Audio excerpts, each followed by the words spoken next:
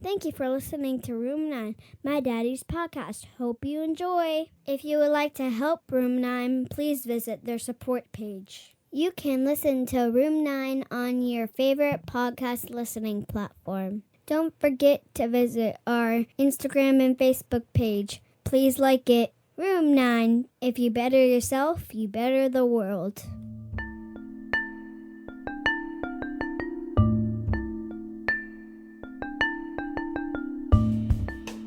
Okay, just going to introduce this episode real quick. I sit down with Matthew and we just kind of ended up talking about the 12 steps. We listened to a podcast that kind of related to the 12 steps a little bit, and I wanted to discuss a little more about it. And we ended up doing it, and I thought it'd just be a cool one to share with you guys. It's not the longest one, it's probably about 40 minutes, and a good length. Anyway, hope you guys enjoy it. As always, things are happening, business plan's done, waiting to go in front of this board of directors at Access VR to hopefully get some funding. Head on over to room9podcast.com. Check us out there. There's a new project going on called Know Our Leaders Project. So if you are in charge or somebody at a company and you want your employees to get the recognition that they deserve, your hardworking employees that are dedicated to you, or even if you want your audience or your customers to get to know the faces behind all the hard work that is happening, go to room9podcast.com and go to the Know Our Leaders project page, and you can find out more about that. Other than that, as always, much love, peace out. I'll talk to you next week.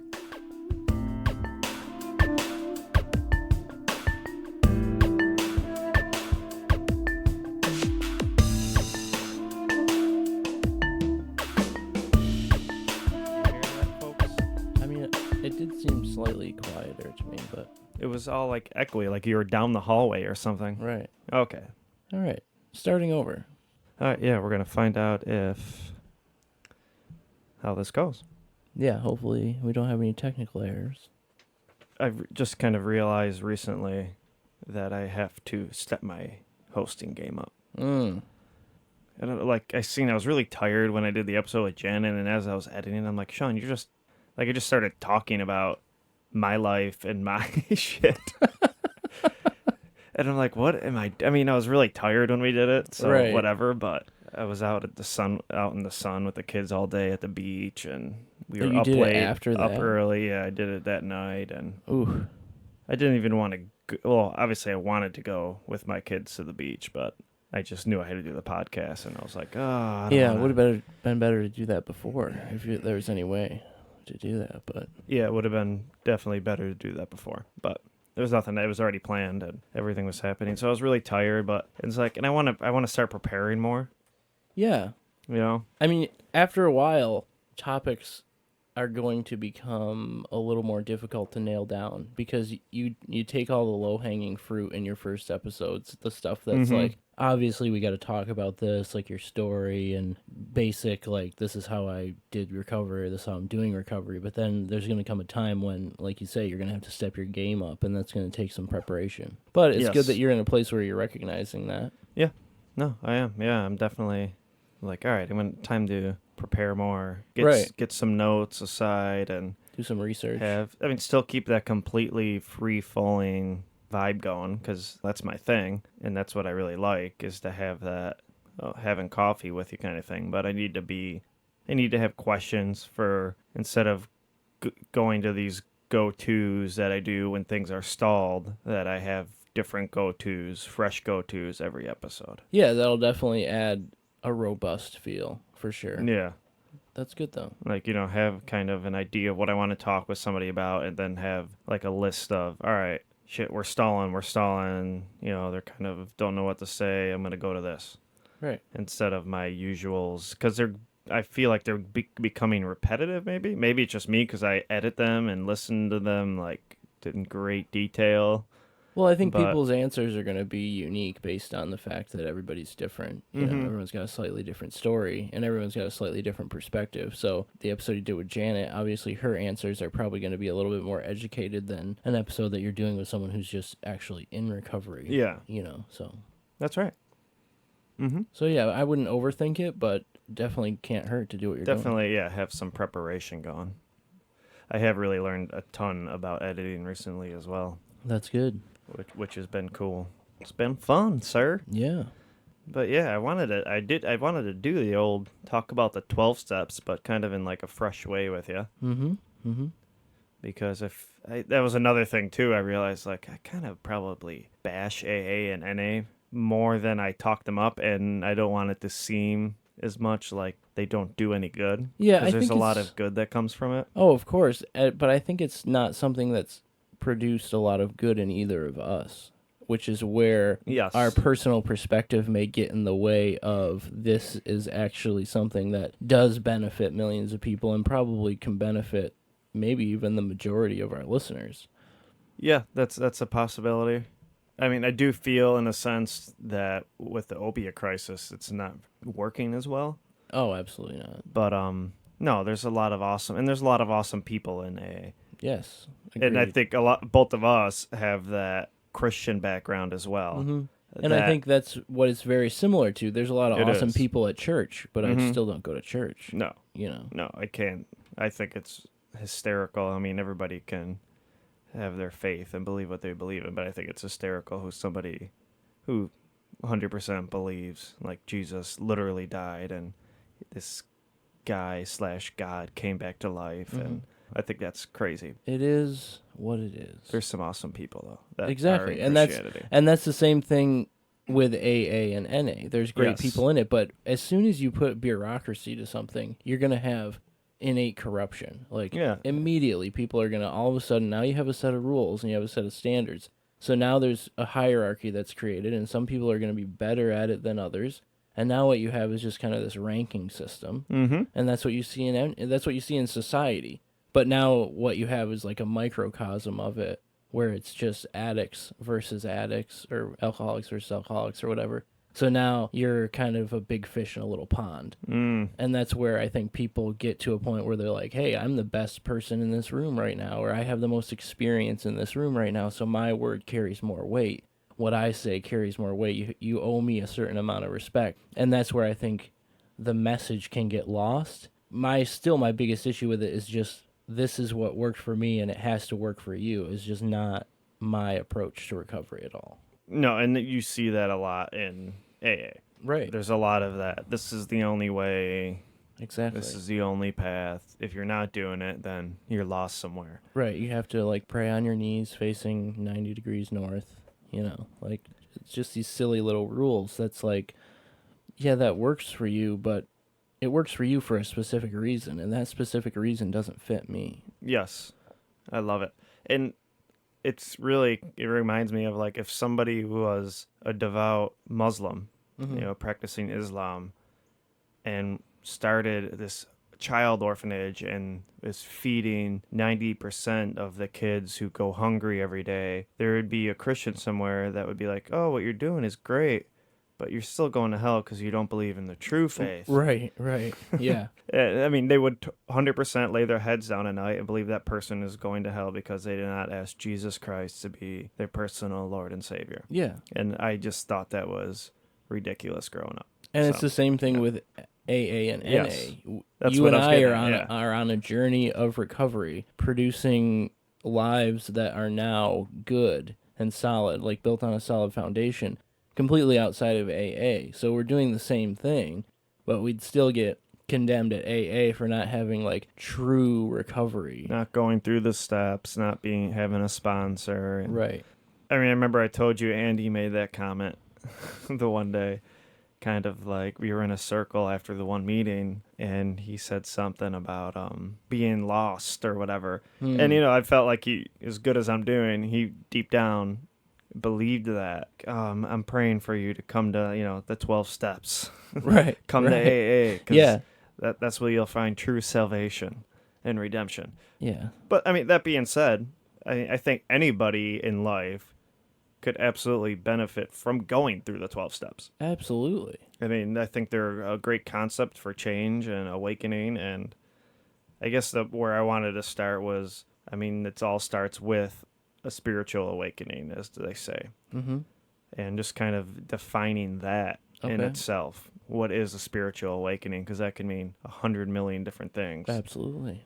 And I feel like it's just something as simplistic as it's kind of like just a radical change in oneself, pretty much. A radical paradigm shift or a change in perspective. Mm-hmm. Where like, oh, well, I'm really living a crappy life, and I'm lying and cheating and stealing and not doing really good to anybody, and I'm selfish and self-centered and narcissistic. I should stop that. Right. I think calling it a spiritual awakening is just our way of putting a label on it, because we need labels in our society so that we can convey different ideas. But whether you want to call it a spiritual awakening or you want to call it a shift in your perspective, I think ultimately you're getting to the same point of where now you're ready. And I think that's the biggest part of it. Being personally ready and then opening yourself up to being personally available to this change of just all of your actions in life changing. That's right. Yeah, so what Sorry, that one was for Patrick. Right. But yes, so basically, yeah, anything that you're kind of open to as far as in yourself that you know isn't good and you want to change, and you now have come to this point, because there's a vast majority of the population walks around and has no concern, no awareness of what I'm doing is wrong, is not right. Right. I'm cheating people, I'm stealing from people, I'm being rude to people. They have no idea. They are living in complete and utter ignorance. And I'm sure they have these feelings or thoughts within themselves of like, why am I unhappy in my life? What is it that I'm going through, or what's making me feel unhappy in life? But they're not at a point where they're ready to self-examine or look at what they're doing and looking at, okay, my actions are what is causing me to feel this negative way about myself. I mean, and that's where step one is where it all begins. Right. Which is the simple one. So I want to kind of just read the actual steps from the AA book. Okay. And then kind of do a paraphrased, short, different version without mentioning the word God once. All right. And all of that. That was always my biggest thing. Like, I don't know, why do we have to have the word God in there? You don't need it. We don't. I mean, I get the concept in 12 steps and AA and stuff where they want you to find something that is better than yourself. And what they mean by yourself is your ego that you are aware of, that part of your ego that you are aware of that is going between the emotional and thinking brain and just going berserk. For me, when I tried to work with a sponsor, that's the only terms I could come to with him as far as finding a higher power than myself. Okay. Was I will go with this. I mean, because it is myself. There's something in me that is guiding me towards good. Yeah. It's not my ego that I identify as me. When I say Sean Cuddihy, me, I'm usually saying, my parents gave me this name, and there's this ego here that is conscious of a lot of things, but there's something else I believe is in each and every individual that isn't filled with labels and conceptualized forms of societal bullshit. So that's why I've always I don't like the word God. It's too heavy. Why are we using it so much? Because you don't need the word God.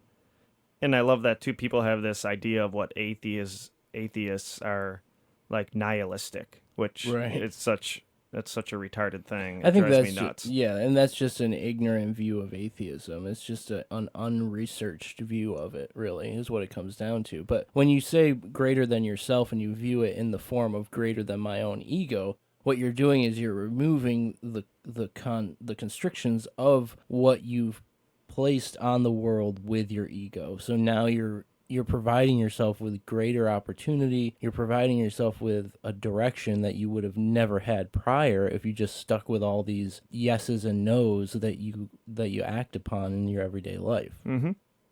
So to call that God, I think, is it's a little too heavy, like you said. That's a little too much. The word God is so weighted down and watered down, and I'd rather just not use the word. A lot of people, if you talk to them in AA, they're always going to say, well, that means whatever you want, your higher power and all that. But that is too simple, I think. It is. And I don't think it gets people to think enough. But they say that we're not affiliated. But at the end of every AA meeting in Western New York that I've ever been to, they say a Bible verse at the end of it. Right. Right. They all get in a giant circle, hold hands, and they say a Bible verse. Right. Yeah. Like, I don't understand that. Then you want people not to think of the word God as in a Christian God, but yet you're Right. quoting Bible verses as a group. You know what's funny? You bring that up, and there was a meeting that I was at one time a long time ago, and this guy brought that point up, and he had 3 like hardcore AAers jump down his throat, and that's all the table talked about the entire hour, was that this guy even had like the courage or would even dare to bring up the fact that they're affiliated based on the fact that they say the Lord's Prayer and all that. And I thought it was hysterical to see these people like protect and guard their faith, which is ultimately what it is, because this person just decided he was going to call them out on it. That's so annoying. It just kind of further proved the point, Yeah, it does. If It you absolutely weren't, does. you wouldn't really have the need to really do that and go and overly prove your point. And that's the case in anything, right? You get Yeah. accused of something. Most 90% of the time, I would say, if somebody gets defensive when you accuse them of something, they're probably guilty of it. Exactly. If you have nothing that you're really trying to hide, or you're really not guilty of whatever you're being accused of, you just shake it off. It's like, okay, you can think that if you want. For the most part, I feel like that's always true. So step 1. Back to it. In the AA book, step 1 is we admitted we were powerless over alcohol, drugs, whatever. Obviously, the AA book, it's alcohol. So we admitted we were powerless over alcohol, that our lives had become unmanageable. Which, that one I love. I love in general, because when I first said, I'm Sean and I'm an addict, and admitted to something, it felt good. It was like a weight off my shoulders. I mean, I always kind of translated step 1 as, and I'll kind of use the podcast that we listen to a little bit as references. Basically, you're in trouble and it's serious. Yeah. And I'm going to find it and name something. Yeah, and if you think about it, like I can remember the moment that I took that step in this round of my recovery, but it was before ever even knowing that step existed, that I took that step. You kind of have to take it in order to get help. And that's in anything in life, any problem in life. You can't fix something until you know it's there. And it goes back to what we originally stated about how people walk around in ignorance and have no idea what they're doing is wrong. Right. I feel like that's a defense mechanism, because why they say that's kind of the hardest step is because in order to admit something, that means you have to say there's an issue. I'm doing something that is not right. So I have to state it and say it. If you apply that to anything in life, that's where everything that involves change begins. Absolutely. There's an issue. There it is. That's what it is. Yeah. I'm going to name it. I'm going to look at it, call it out. Okay, now I'm aware of it. Yeah, and I like that in doing that, you limit the possibilities of how terrible it's going to become. So by defining it, which is painful at times and uncomfortable, I think all the time, at the same time as it is that, it is all of a sudden making this problem actually manageable, because now you've got solutions that you can identify, and you can take it from the theological or the hypothetical, and you can bring it into the actual real and say, okay, this is actually an action that I'm going to take to fix it. Yep, this is it. This is the problem. I got to change it now. Right. And I think just by admitting it, you are, what is step 2? Came to believe that a power greater than ourselves could restore us to sanity. So that's step 2. Step 2 down here, what do I have? Things could be better, and you can't make it better. So there has to be something else that comes along with it. So we're going from step 1, step 2. I'm just going to do step 3 real quick, because I feel like these first 3 are related. Made a decision to turn our will and our lives over to the care of God as we understood him. And I have down willing to change, believe in the possibility of change. So I feel like the first 3 are basically, I have a problem, I don't know how to fix it, and I have to be willing to change it, believe in the possibility of change, and accept help to change it. Absolutely. So, you're going to at least start talking to somebody. All right, Yeah. Hey, I got this issue. Do you have any advice, And any that's- idea what to do. That's where you can transition from step 1 through step 3 is by reaching out to some of the resources that we have available in our area. Because I remember for me, when I first admitted I had a problem, okay, that's fine. Yeah, there's a problem. I admit that.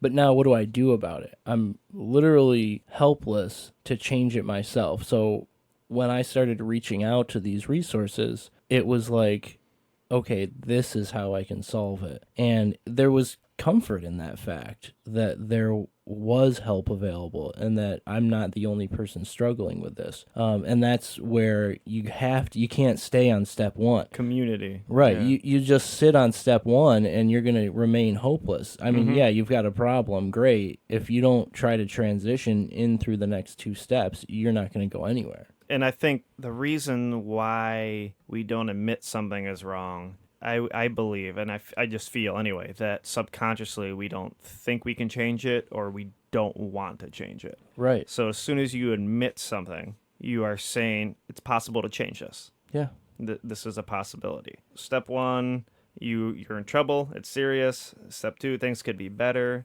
and you can't make it better. Step 3, willing to change, believe in the possibility of change. Right. Which is pretty, straightforward. Again, any issue you have in life, and that's why I just say these. I think these are awesome things for anybody to take in anything they want to change. Yeah. Whether it's, I want to stop eating as much, I want to stop being so selfish or jealous or resentful. Right. All those things that ruin relationships and limit your life. Really, you know, you can become so self-defeating in life and not even realize it. Like, there were actions that I was participating in my life, even before abusing drugs and alcohol, that I can look back on now and put my finger on and say, you know, I was really kind of limiting myself to a very narrow view of the world. And that was something that needed to change. Now, I used, drugs and alcohol and recovery to kind of transition through that. But if I never had gotten into those things, would I still be, participating in those areas of my life? Maybe so. And that's where I think it's kind of difficult for someone who doesn't have such a huge problem that you can put your finger on and then start getting help for that, which identifies, it's kind of like a tree that branches out and identifies all these other things. There are people that just kind of have to live with it if they don't have like a reason to go and see a psychiatrist or search within themselves. I think because our society is set up the way that it is, those seemingly little problems that all add up to a big, terrible life, I guess you could look at it as, it just puts people in this little box and they're just kind of forced to consumerism and just living like that. And just, escapism. Right. You see it all over the place. I don't want to fix this problem. I don't want to deal with it, so I'm not even going to talk about it. It's gone. It's down there. Right, it's little. It's no big deal. It's not like I'm addicted to drugs or alcohol, Those people, those, you know what I mean? Those people are great. All right, and then I think I kind of feel like step 4 and 5 are together. I love how they kind of, in the podcast, which, by the way, is Jordan Peterson podcast, episode 51, with Russell Brand, who... I don't want to say I'm not a fan of him because I like a lot of what he has to say. I just can't stand hearing him talk. His sometimes. book is good. He talks way too fast. But in this episode, it's really good. I think it's cool. But they kind of related step 4 and 5 as in like they're both kind of like a process in psychoanalysis, which I love. So step 4 is made a searching and fearless moral inventory of ourselves. Step 5 is admitted to God, to ourselves, and to another human being the exact nature of our wrongs. I got down here, step 4, they related to, which I love, Jordan Peterson's book, 12 Rules of Life, not really related to the 12 steps, but the name of the chapter was chapter 6, and it was set your house in perfect order before you criticize the world.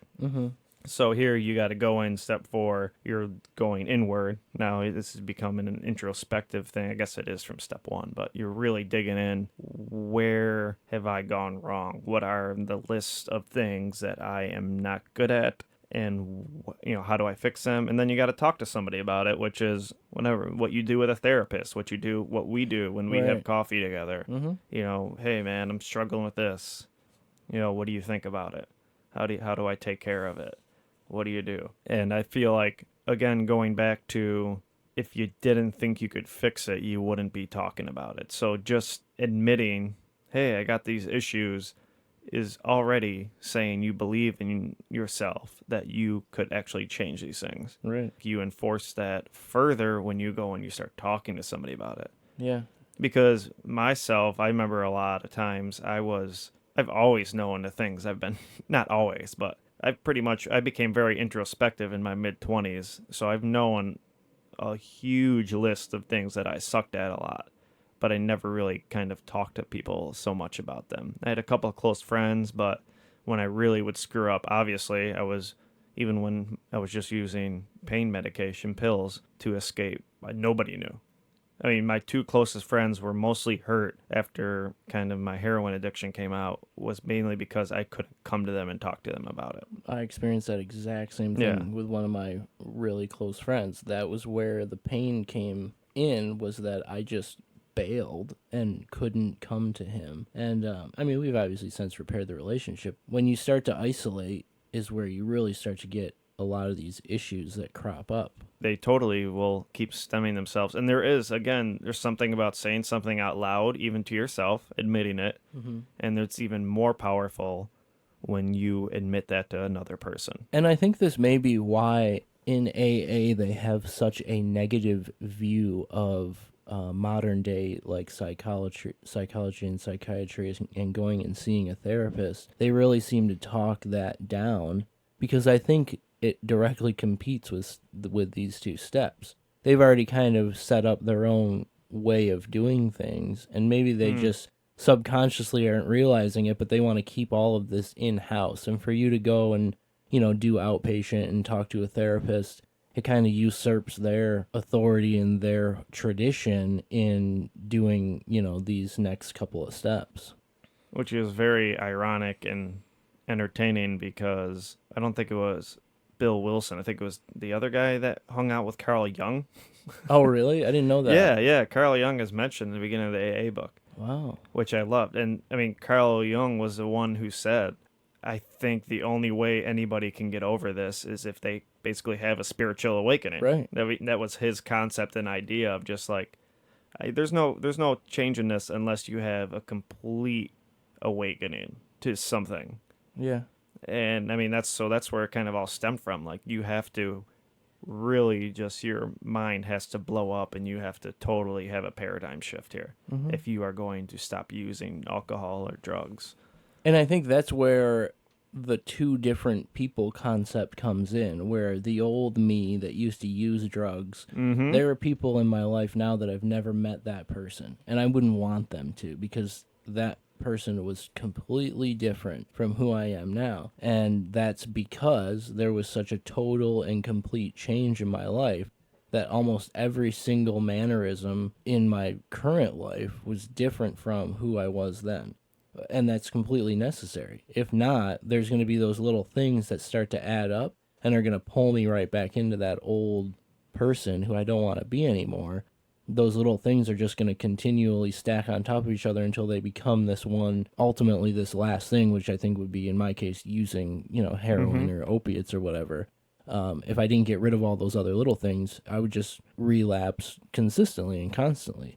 So that's why there has to be that total change. And I love that you say that because it's so analogous to every culture's and society's mythological stories of, right. The order and the chaos, the good and the evil battling. There's a tyrant, he's evil, our addicted self.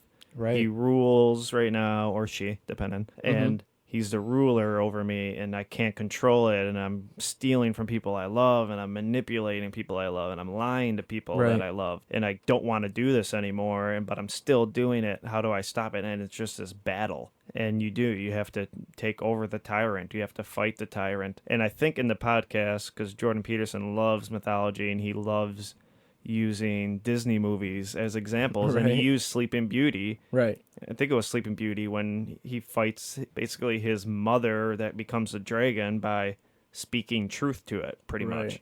And that's what you have to do. You find, all right, I'm an addict. I have these issues. I'm lying. I'm manipulating. I'm telling my good friend about it. I'm telling myself about it. I'm naming it. I'm calling it out.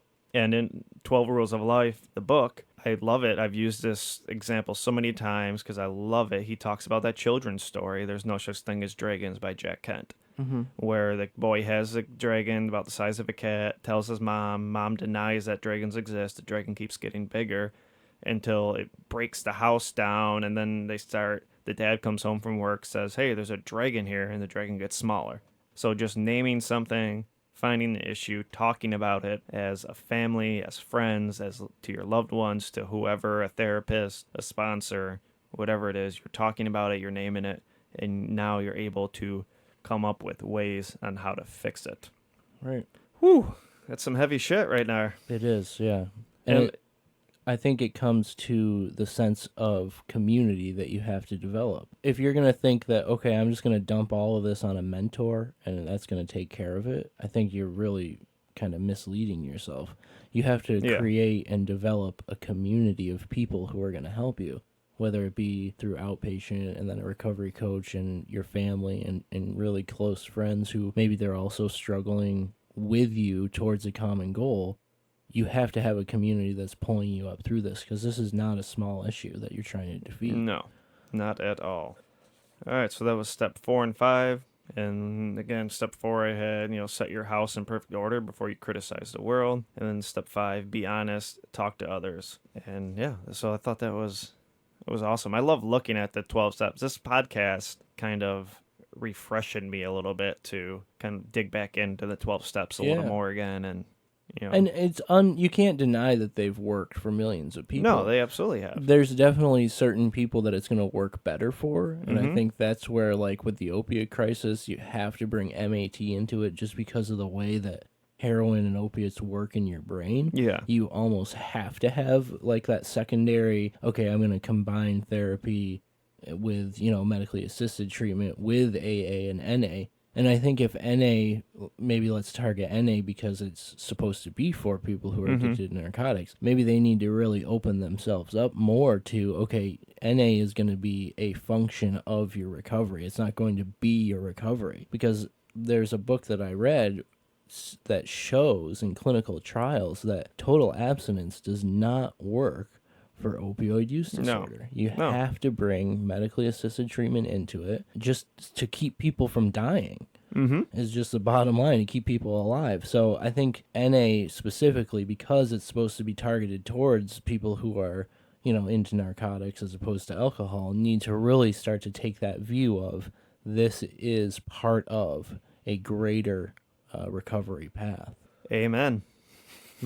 And I've mentioned over many, many times over and over again on this podcast, and I'm not even going to get into it right now, but just to touch on it real quick, how because of that total abstinence thing and that such an emphasis on consecutive clean days, one person does a tiny little bump in the road, and you are, pun intended, by the way. Only addicts will get that one. And you have this little bump in the road, and then you feel like a complete piece of shit, miserable failure, and you just say, fuck it. Right. And I totally think that's such an emphasis because of certain 12-step groups that put an emphasis on complete abstinence and consecutive clean days. Anywho. Right. Moving on. So what was that, 4 and 5 we did? Yeah. 6 and 7. So step 6 is we entirely ready to have God remove all of these defects of character. 7 is humbly asked him to remove our shortcomings. Okay. So step 6 and 7 here I have. Step 6 is are you truly ready to let everything go?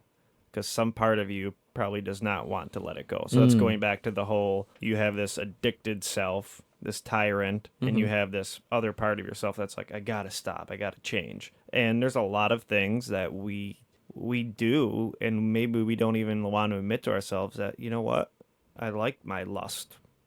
I like my lying. I like stealing. It's pleasurable. Like, I don't want to let it go. Yeah, and every time let's just use lying as an example.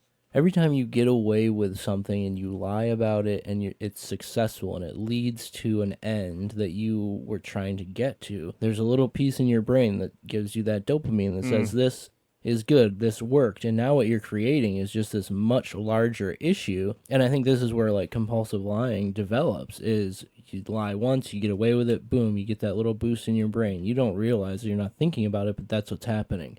And then, so the next time a situation comes up where you're faced with this decision of, do I lie or do I tell the truth? Which the truth obviously sometimes can be the more difficult path. That little piece in your brain is now going to subconsciously lead you to lie because you want that dopamine boost.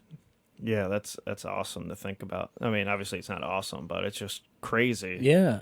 How the brain works, man. It's very complicated. It is super bizarre how it happens and how little we really even know of what's happening. All these processes are going on, and we have no idea they're going on. And that's not only in brain chemistry, that's in our subconscious. Like, everything almost comes from, and this is why I really lean in towards the argument of determinism as opposed to free will, because so many things are going on that affect the, in quotes, decisions we make. Yeah. In our subconscious and our physiological realm. I mean, so many things go on that cause us to make certain choices. Agreed. And it's trippy. For me, a big part of my recovery was finding that Eastern religious culture, I guess I'll call it, is backed up by neuroscience that says that you can change those synapses in your brain over time. So that kind of gave me the courage to actually try and change because, okay, these are these two things that are saying, if I really work at it, over time, I can change how my brain works, and I don't have to be stuck in this pattern of just using drugs to get by in life. So crazy. I love it. Crazy. I love it. So, yeah, steps 6 and 7. Sex to us, we entirely ready to have God remove all of these defects of character. So it goes, like I said earlier, it goes back to that whole, we want to let everything go. These things that we enjoy, that we know aren't good, we want to let go. And then 7, what are you willing to sacrifice to move forward?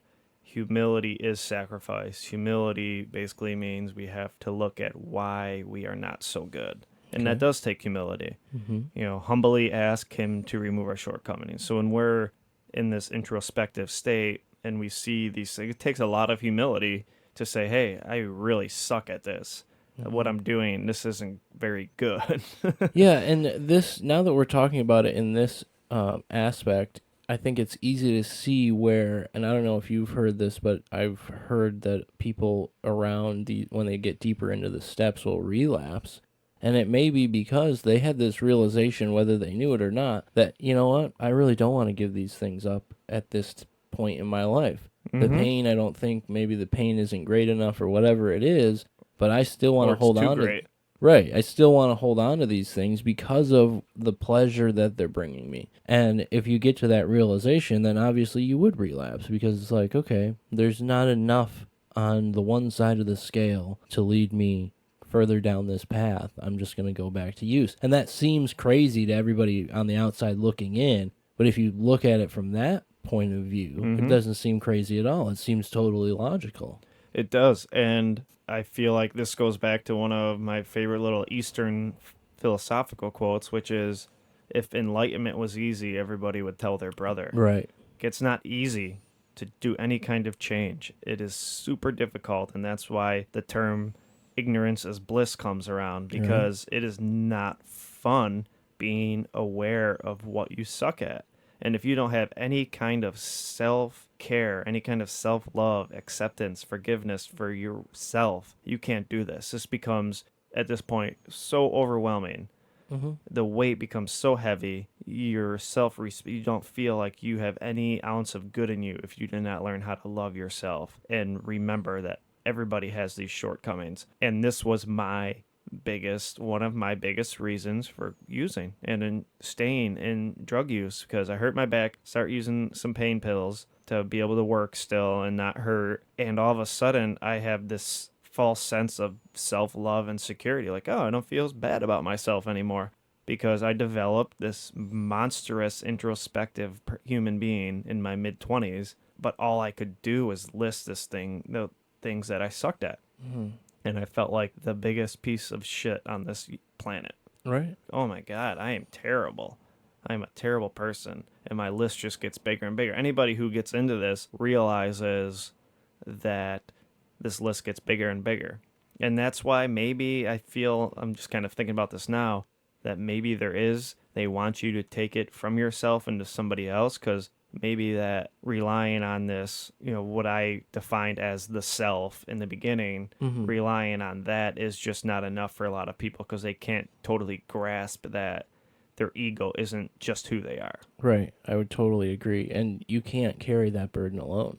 You really can't. It'll do exactly what it did to you and just compound itself and keep getting worse and worse. Keep finding more and more things that you don't like about yourself. And then if you don't have a reason to continue going forward, which is that self-love, then it's going to lead to nihilism, which is, known in the using community as getting a case of the fuckets, where it's like, what is the purpose? What's the point?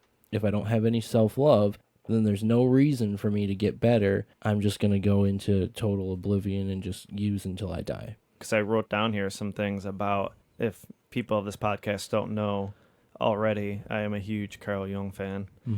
I love what I can actually comprehend of his writing. I absolutely love. But when he talks about incorporating the shadow aspect of our ego, and so there's things that we can do, things that we can't do, things you're allowed to do, things you aren't allowed to do. But the shadow domain of our ego consists of things that you could do but haven't, some of which are actually terrible things. But you have to, again, come and face this thing. Every single human being has this. And we really repress it very deep down, this shadow aspect of our ego. And this is the things that make us hate murderers and pedophiles and everything else, because a lot of us, I should say all of us, have parts of that in us. And we project them out into the world because they're too horrendous for us to ever admit and to ever look at of ourselves. And this is why shadow work is, I would say, the most difficult thing about self-growth. And this is one of my favorite things that Carl Jung talked about, was our shadow aspect. He's the one who coined it and came up with it. And it's in every single one of us. I mean, when you've thought about it sometimes, like sitting in a group of people and this thing comes up that says, oh, like I could just stab this person in the neck with my pencil right now.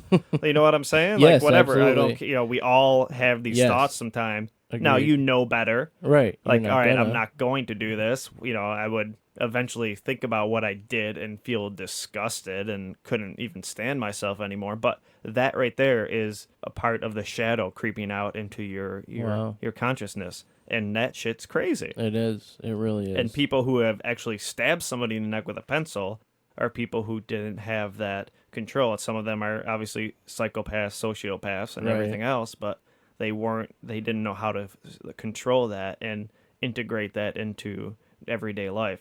And I just love the whole shadow concept. So is part of that, though, that there's also parts of that shadow that are good, or no? Is it all evil? No, I don't know if I've read anything Carl Jung has talked about the shadow, but that's the same thing as when you look at somebody and say, I'll never be like them. Okay. That's also a projection of your unconscious parts of you that you have that you don't want to face. Because whether we like to admit it, we're also afraid of success. In this one book, I just actually interviewed Nick Matosh. This was the most recent episode I have. I guess, I don't know when I'm putting this out, so I can't say the most recent episode. Episode 40. Okay. And he really talks about not calling it comfort zone. Okay. He calls it familiar zone. Because we can be very uncomfortable, but something is familiar and we don't want to leave it. Huh. And I love that. I absolutely love that whole concept of, because we do things that we know aren't good for us, but we don't want to leave that because we don't want change. Right, it's completely familiar. We're familiar. I may not like it. Right. It may not feel good, but we all do it. We've all thought shitty of ourselves, but we don't want to change that thinking because we're just so familiar with it. It's we easy, become so connected, we just don't want to leave the familiar parts of ourselves. And I totally love that too. Yeah. I think that was awesome. That is cool. So I love changing the whole comfort zone to familiar zone. Yeah. Because we don't like it. So anyway, back to the whole steps. What, were we on 6 and 7? No, I think, do we get We're moving into 8. I think humbly ask him to remove our shortcomings with 7. So I read those. So 8 is made a list of all persons we had harmed and became willing to make amends to them all. On here I have look back, see who you've hurt. How can I love myself if I know I have done something wrong to others? So basically, yeah, we have to look at everybody we've wronged, this is again a great concept Yep. of, all right, I've hurt these people. Now I think where you come into play, which is, I'm just going to do step 9 with it too, made direct amends to such people wherever possible. Yep. And accept to do so when that would injure them or others. And 9 on here I have talk to the people you have hurt. They may have hurt you more, but that's not the point. And that's Yeah. what I wanted to kind of get into, which I thought was cool. That's how we will try to justify not telling somebody we're sorry. Right.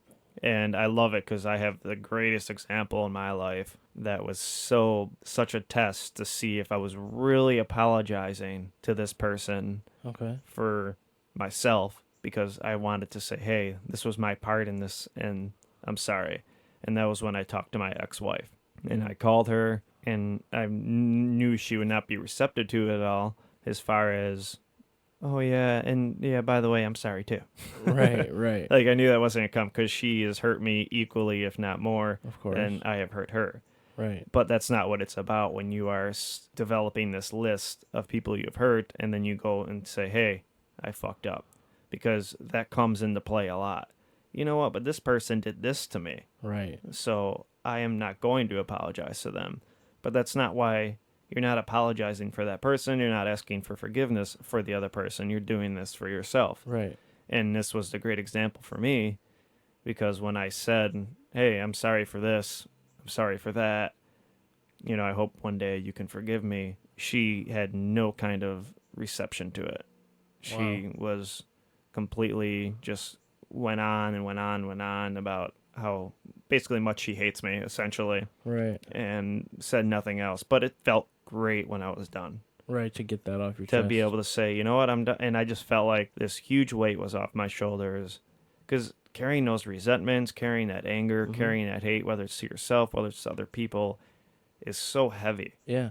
And that stupid saying, unforgiveness is like drinking poison and expecting it to kill somebody else or whatever. And if you had decided to buy into that and hold on to the fact that, yeah, she's definitely hurt you more than you have hurt her, it's not going to benefit you. You don't get the benefit of actually apologizing and accepting your part in it. So you just kind of buy into that, and it continues to hurt you, and then you won't experience recovery because that's still going to be weighing on you. And you may not even know why, because maybe it's totally logical for you to justify it that way by saying, well, she's done a lot more wrong, and until she apologizes, I'm not going to. That may be perfectly logical, but you're still not going to get the benefits of it. Like, I think about the resentments that she carries towards me. I'm like, that's got to be the heaviest weight ever. Right. Heaviest weight ever. But now that you have done your part to apologize, that's on her at this point, and you can walk around free of any of that guilt and shame and continue down this path, this good path that you're on, and, she can do what she wants to do. It has totally zero effect on you now.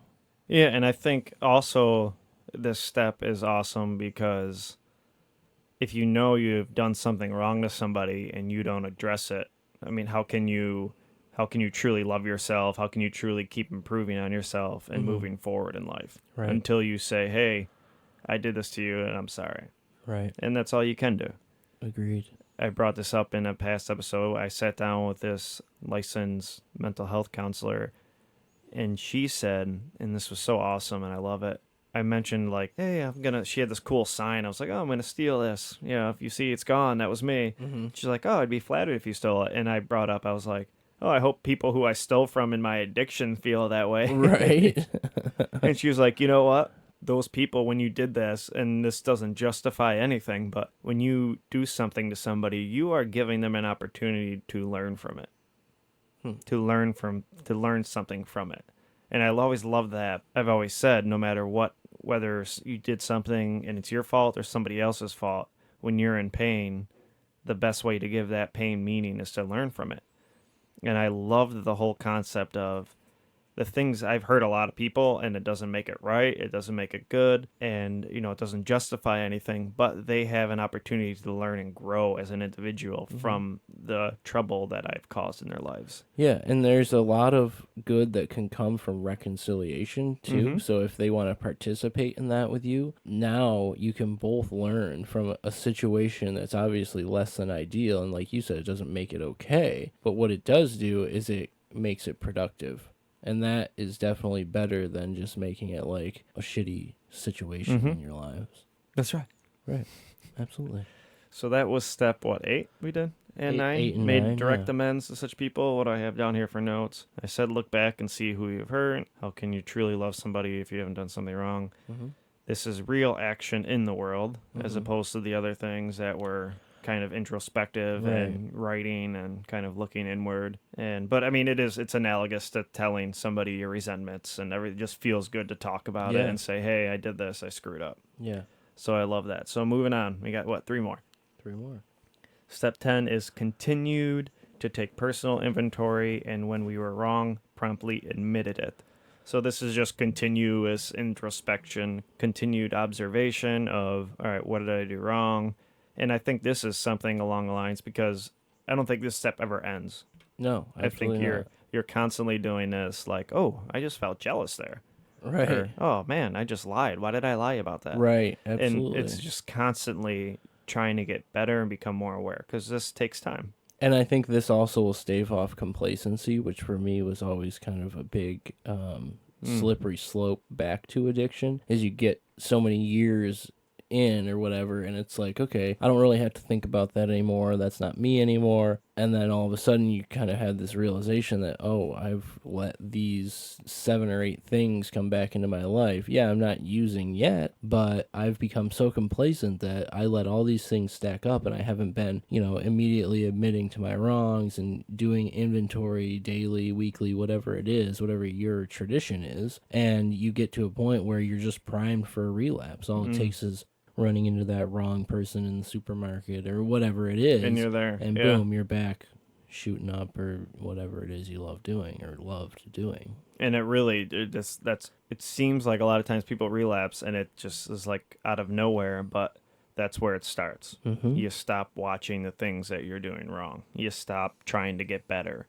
You stop becoming aware. That's where my quote comes from. I know I got this as long as I know I don't got this, because I need to constantly be aware of where I am in my path. What am I doing wrong? What do I need to do to keep changing these things I'm doing wrong? Yeah, I agree. The last 2 steps, 11 and 12. 11 is sought through prayer and meditation to improve our conscious contact with God as we understood him, praying only for knowledge of his will for us and the power to carry that out.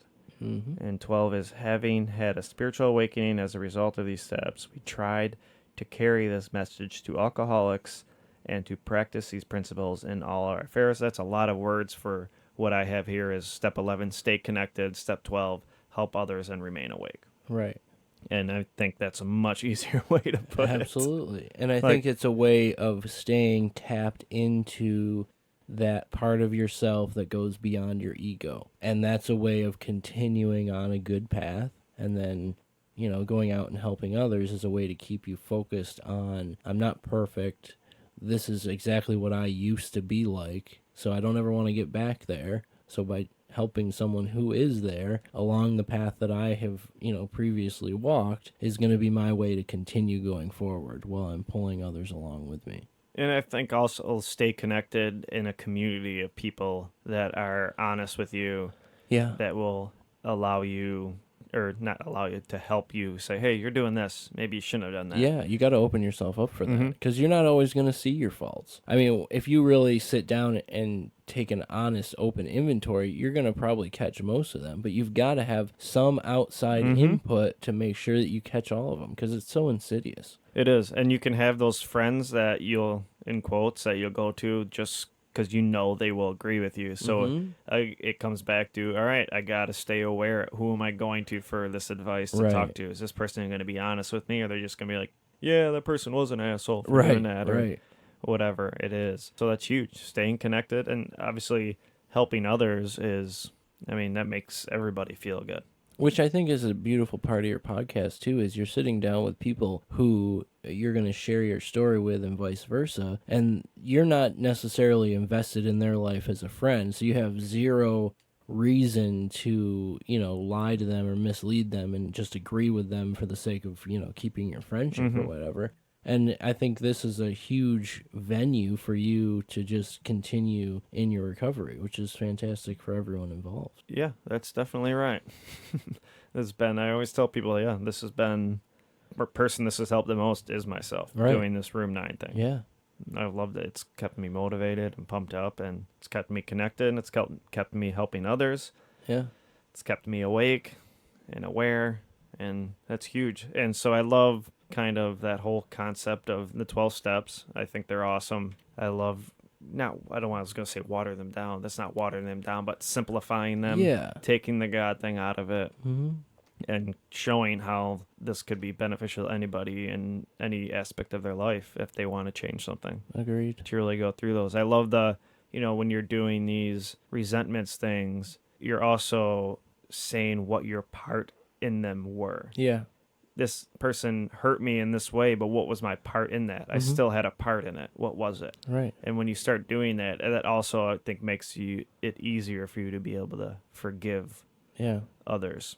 I mean, because, again, we all have had a part in something. And yeah. If you weren't there, it wouldn't have happened. Yep. Whether you were wrong or you were being the one doing it wrong. Ultimately, you played a role in it, so you've got to accept that. And I found just in everyday life, understanding what was my part in this, and then immediately admitting to it or owning up to it is just huge for resolving situations, just especially interpersonal resolutions. It's huge. As soon as you accept your part, other people are primed and more prone to accept their part in it, and then you can both continue on towards a common goal, which obviously is just, resolution. So absolutely. I love it. There's another book I want to show you before you get out of here that I would love.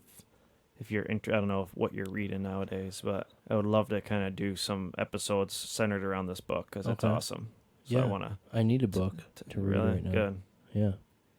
That's right. All yeah, right. so I'll have to have you check it out because let's do they it. have a lot of things that I kind of had to stop myself from branching off this episode to try to touch a base on, but he takes CBT and the emotional brain and the thinking brain and really talks about it in an awesome way and talks about hope and how we need it to survive psychologically, and it's really cool. So yeah.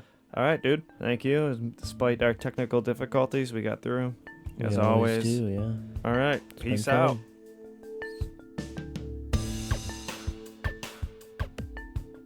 That's it, guys. Thanks for listening. Room9podcast.com is awaiting your visit. Fill out a contact form if you'd like to help us out monetarily. Go to our support page if you'd like to help us out in general. Like us on Facebook, Instagram, Twitter, Tumblr, all those other ones. LinkedIn, Room 9's on there as well. Share us, enjoy our posts, join the Facebook group. Let me know what you think. Email me, Sean Cuddihy at room9podcast.com if you have any questions, comments, or concerns. And I will be seeing you guys soon. Not really seeing you, talking to you guys soon. You know what I mean. All right. Love you guys. Peace out.